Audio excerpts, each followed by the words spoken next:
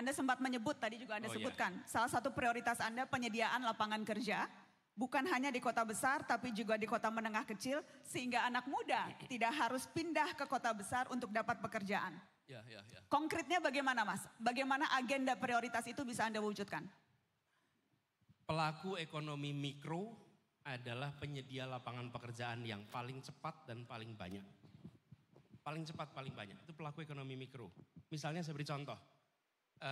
Sewa sebuah garasi, sewa sebuah lahan, diubah menjadi sebuah warung, dia ubah menjadi tempat konveksi, itu langsung dia menyerap tenaga kerja. Cepat sekali. Nah, sektor mikro ini mayoritas informal. Nah, sistem pembiayaan kita itu mengasumsikan hanya membiayai sektor formal. Jadi usaha-usaha yang formal mudah mendapatkan akses perbankan. Tapi usaha-usaha yang sifatnya informal dan mikro, persyaratan perbankannya rumit sekali. Jadi konkretnya melakukan reform di dalam perizinan untuk mikro supaya lebih mudah. Yang kedua, mereform aturan-aturan terkait pembiayaan supaya mereka punya akses pada permodalan. Dengan ada itu, maka mereka bisa mengakses pasar. Saya beri contoh, di Jakarta. Di Jakarta ini banyak sekali yang usaha rumahan itu tidak bisa mengakses pasar online. Kenapa tidak bisa akses online? Karena nggak punya izin. Kenapa nggak punya izin? Karena dia usahanya dalam rumah. Begitu dia mengajukan izin, lalu Pemprov DKI akan bilang tidak diizinkan, Anda bukan di zona usaha. Lah padahal zona usaha cuma daerah tertentu, ini usaha di dalam rumah. Apa yang terjadi? Kami ubah aturan itu.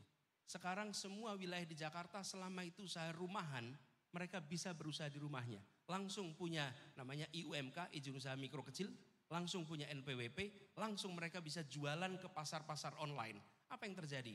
Perhatikan 4 tahun terakhir ini.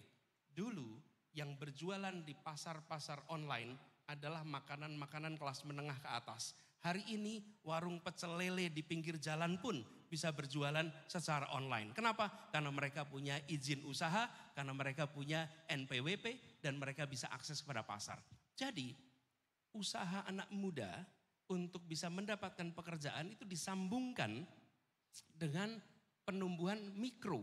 Nah, anak-anak muda punya banyak sekali ide, gagasan untuk usaha. Tapi mereka akan selalu kesulitan untuk bisa mendapatkan tempatnya bila aturan kita tidak diubah. Lalu dorong agar pembiayaan dari pemerintah lewat BUMN, bank-bank BUMN, lewat bank-bank swasta diberi insentif. Agar mereka membiayai aktivitas-aktivitas yang sifatnya mikro. Dan ini bisa dikerjakan di seluruh Indonesia. Dengan cara seperti itu, maka lapangan pekerjaan akan meluas sekali. Bukan hanya sektor, ada satu lagi namanya reindustrialisasi. Kita harus membangun kembali industri-industri baru di berbagai wilayah Indonesia sebagaimana industrialisasi pernah kita lakukan di era 70-an, 80-an, awal 90-an.